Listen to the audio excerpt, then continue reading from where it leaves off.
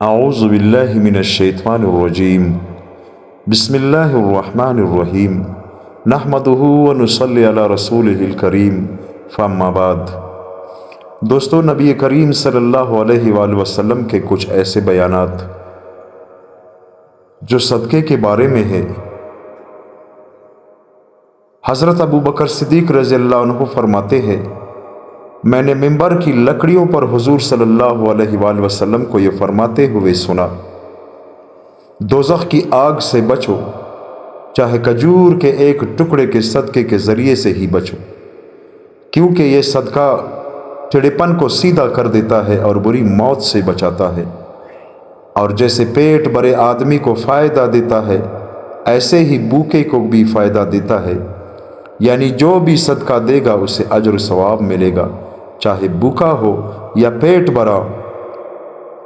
حضرت عامر بن ربیہ رضی اللہ عنہ فرماتے ہیں، حضور صلی اللہ علیہ وآلہ وسلم نے فرمایا، جو مجھ پر درود بھیجے گا تو جب تک وہ درود بھیجتا رہے گا فرشتے اس کے لیے دعائے رحمت کرتے رہیں گے۔ اب چاہے بندہ اپنے لیے فرشتوں سے تھوڑی دعا کروائے چاہے زیادہ کروائے، یعنی دوستو جس طرح نبی کریم صلی اللہ علیہ وآلہ وسلم نے فرمایا کہ درود شریف پڑھنے سے، یعنی جو بندہ بھی درود شریف پڑھتا ہے تو جب تک وہ پڑھتا رہے گا تب تک فرشتے اس کے لیے دعا کرتے رہیں گے۔ اگر فرشتوں سے اپنے لیے دعا کرنا چاہتے ہو تو نبی کریم صلی اللہ علیہ وآلہ وسلم پر درود کثرت سے بھیجا کرو۔ حضرت عبداللہ بن عمر رضی اللہ عنہما فرماتے ہیں، ایک دن حضور صلی اللہ علیہ وآلہ وسلم نے ہم لوگوں میں کھڑے ہو کر بیان فرمایا۔ آپ نے ارشاد فرمایا، جس آدمی کو اس بات سے خوشی ہو کہ اسے آگ سے دور کر دیا جائے اور جنت میں داخل کر دیا جائے، اسے چاہیے کہ اسے اس حال میں موت آئے کہ اس کے دل میں اللہ پر اور آخرت کے دن پر ایمان موجود ہو اور لوگوں کے ساتھ وہ معاملہ کرے جو اپنے ساتھ چاہتا ہو، یعنی جس طرح بندہ اپنے لیے خیر اور نیکی اور اچھائی چاہتا ہے تو دوسروں کے ساتھ بھی وہی معاملہ کرے، یعنی جس طرح کوئی آدمی اپنی تکلیف برداشت نہیں کر سکتا تو وہ دوسروں کو بھی تکلیف نہ دے، جس طرح آدمی یعنی جو بھی بندہ ہو اپنے لیے بلائی چاہتا ہے تو وہ دوسروں کے ساتھ بھی بلائی کرے۔ حضرت انس رضی اللہ عنہ فرماتے ہیں، ایک مرتبہ حضور صلی اللہ علیہ وآلہ وسلم نے ہم لوگوں میں ایسا زبردست بیان فرمایا کہ میں نے ویسا بیان کبھی نہیں سنا۔ آپ صلی اللہ علیہ وآلہ وسلم نے فرمایا، جو کچھ میں جانتا ہوں اگر تم لوگ بھی وہ جان لو تو تمہارا ہنسنا کم ہو جائے اور رونا زیادہ ہو جائے۔ اس پر تمام صحابہ اپنے چہروں پر کپڑے ڈال کر رونے لگے۔ ایک روایت میں یہ ہے کہ حضور صلی اللہ علیہ وآلہ وسلم کو اپنے صحابہ کے بارے میں کوئی شکایت پہنچی تو آپ نے بیان فرمایا اور ارشاد فرمایا، میرے سامنے جنت اور جہنم پیش کی گئی، اور آج میں نے جنت اور جہنم دے کر جتنا خیر اور شر دیکھا ہے اتنا خیر و شر کبھی نہیں دیکھا، اور جو کچھ میں جانتا ہوں اگر تم بھی وہ جان لو تو تم ہنسو کم اور رو زیادہ۔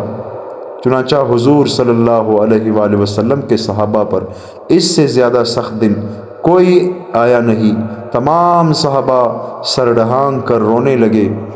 نبی کریم صلی اللہ علیہ وآلہ وسلم نے جنت اور جہنم جو دیکھے تو پھر صحابہ سے یہ فرمایا۔ حضرت ابو سعید رضی اللہ عنہ فرماتے ہیں کہ ایک مرتبہ حضور صلی اللہ علیہ وآلہ وسلم نے بیان فرمایا اور بیان کرتے کرتے یہ آیت پڑھی،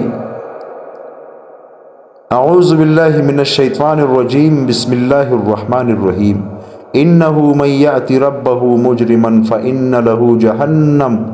فإن له جہنم لا يموت فیہا ولا یحیا۔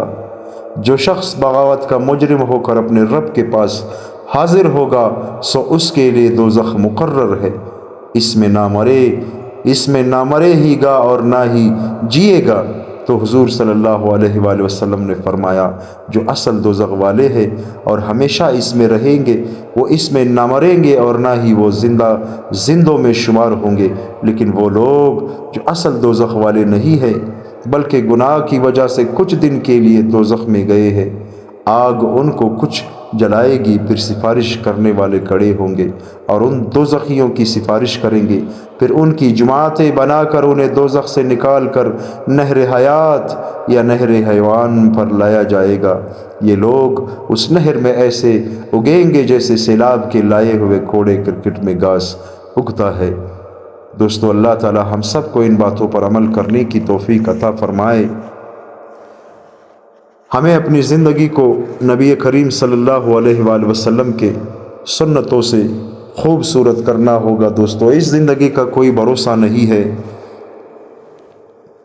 کب موت کا فرشتہ آ جائے اور ہماری روح قبض کر لے، اور اگر خدا نہ خواستہ اس حالت میں ہمارے ساتھ ایمان نہ ہو تو ہم بے ایمان ہو کر مریں گے اور اللہ کے سامنے کس طرح پیش ہوں گے۔ دوستو، کلمہ شہادت کی دعا کیا کرے کہ یا اللہ ہمیں مرتے وقت یہ کلمہ نصیب فرما کہ اشہد ان لا الہ الا اللہ وحدہ لا شریک لہ واشہد ان محمدا عبدہ ورسولہ۔